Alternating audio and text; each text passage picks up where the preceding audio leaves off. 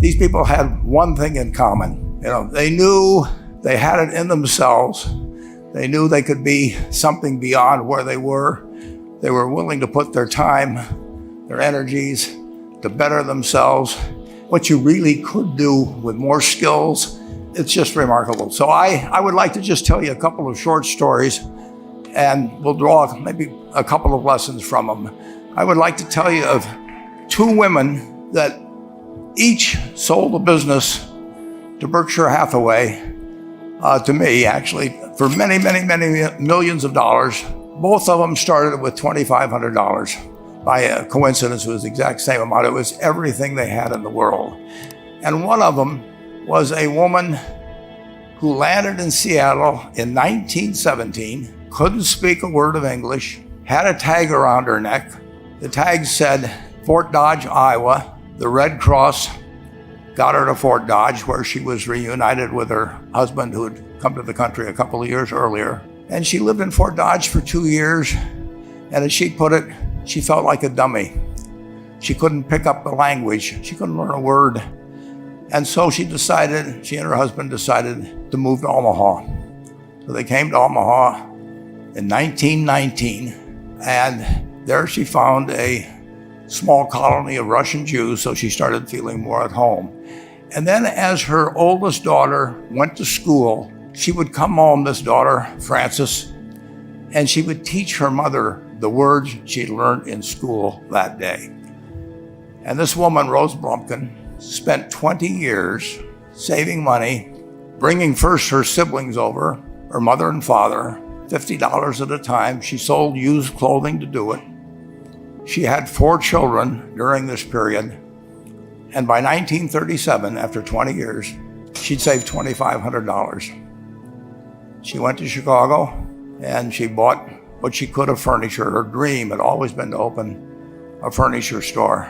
And this woman who had never gone to school one day in her life, with $2,500, but with the same spirit that the people in this room had about having a dream and working to accomplish that dream, she built a business which she sold to me in 1983 for $60 million approximately, and which did $1.5 billion worth of business last year. The 4th generation is working in that business.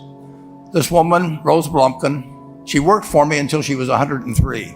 And then she retired and she died the next year, which is a lesson to all of Berkshire's managers that premature retirement, you can't tell what's going to happen.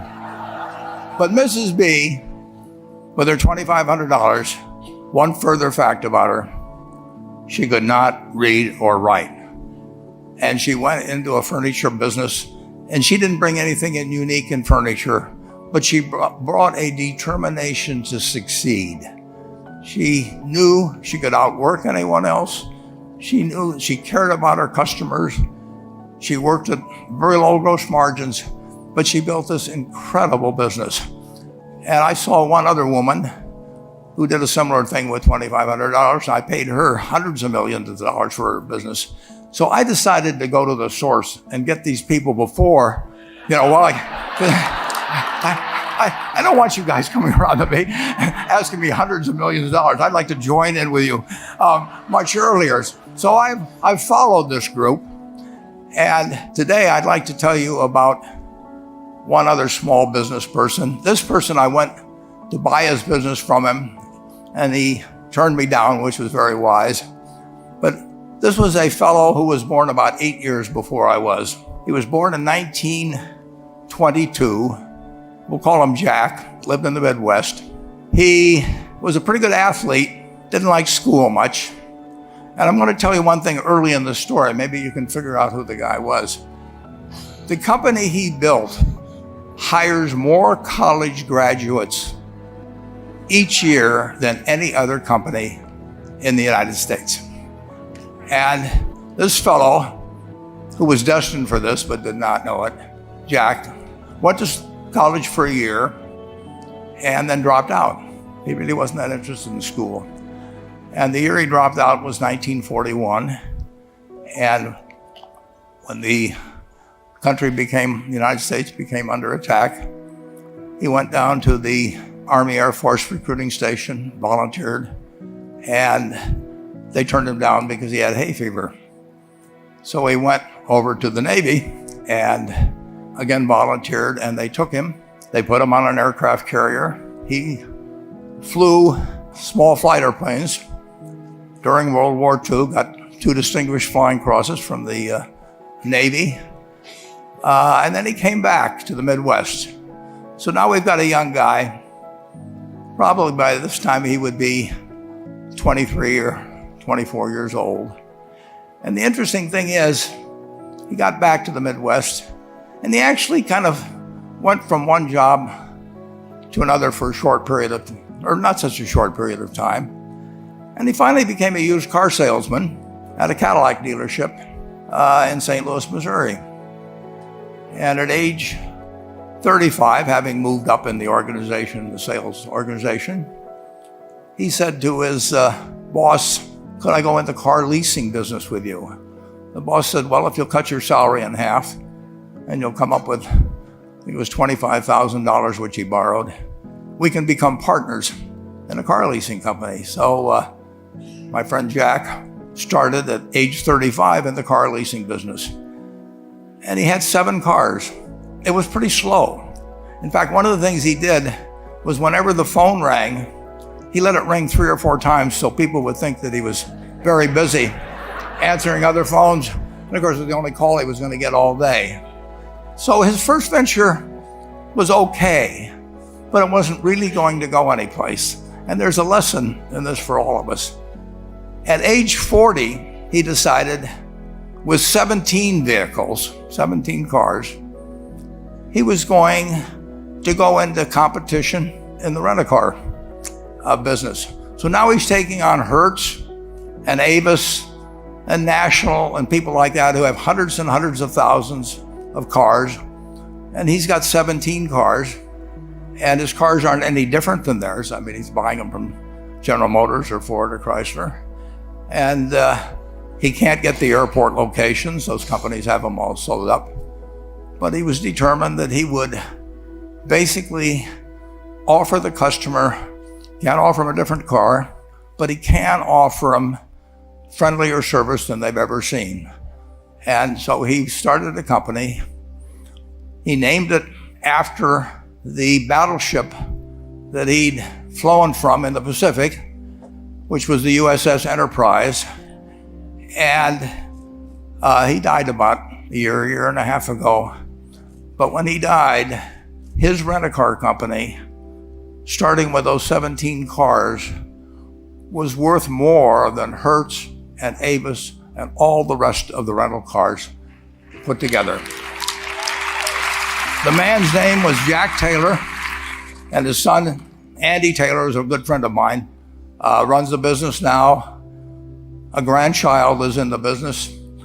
There'll probably be a 4th generation along the line. So this man, in the United States, he didn't invent artificial intelligence. He didn't do anything that, just like Mrs. B selling furniture, I mean, that any one of us could have entered those businesses. But he lived by the creed, basically, of delighting his customers and working with people and establishing the relationship with them so that they in turn would want to delight the customers. He couldn't go out there and take care of every rental car possibility, but he learned how to project himself and his attitude toward his fellow man and his desire, to make a friend out of every customer. He managed to take very ordinary cars and turn them into this extraordinary business from virtually nothing. And it illustrates several points. One is, you don't necessarily get it right exactly right the first time. I mean, the car leasing business, basically you were competing on the cost of money to finance cars. And it's very hard to delight a customer when you just give them the car and tell them to send you a monthly check for 5 years and you'll be back at that time. So his talents were being wasted basically in that business. But at the age of 40, with all of that experience behind him, he found the golden key. He took a very ordinary business and turned it into an absolutely extraordinary operation, just like Mrs. B or Rose Blumpkin did with furniture. And he didn't worry about whether the Federal Reserve was going to tighten or ease. He didn't worry about whether the stock market was up or down yesterday. He didn't worry about the things he couldn't change, but he did focus on the one thing he could change, and that was the customer's experience. And I have seen the one that got away, Enterprise. I went down to Florida and tried to talk him into selling to Berkshire, and he was smart enough not to do it. Probably the value of the company has quadrupled since I made that visit. But he was smart enough to see that he would find that business. Henry Ford, as you may know, failed twice before he started the Ford Motor Company in 1903. I mean, the test isn't whether you get the greatest business idea in the world the first time out. The test is whether you keep learning as you go along what your strengths are and what you can do for your customers, what you can bring especially to the party. And to do that, you need the education that I know you've received through 10,000 small businesses, but you need a genuine desire day in, day out to delight the customer. I've never seen a business, and I've seen a lot of businesses, but I've never seen one that delights the customer that doesn't succeed. I mean, what you want is that customer the next day when they think, do I want to rent a car or do I want to buy some furniture? What goes through their mind? You know, it's the place where they've had a great experience. I don't know what I paid for this tie. Actually, probably if somebody gave it to me, but for the purposes of this speech, I will say I have no idea. But or the shirt I'm wearing, or this. But I do know, I will remember how I was treated when I bought it. I mean, you long forget about the price, but you never forget whether you had a good experience or a poor experience with the purchase experience. And you'll have a hard time finding a person that's had a wonderful experience, a delighted experience in purchasing anything that isn't going to come back. And similarly, if the memory is of rudeness, indifference, whatever it may be, they're never going to come back. And as a small business owner, and as you grow, you have to not only be able to project that interest in people's well-being, in delighting them yourself, but you have to do it through other people. And you won't be able to do it through people who themselves do not feel they're being fairly treated, that their views aren't appropriately considered.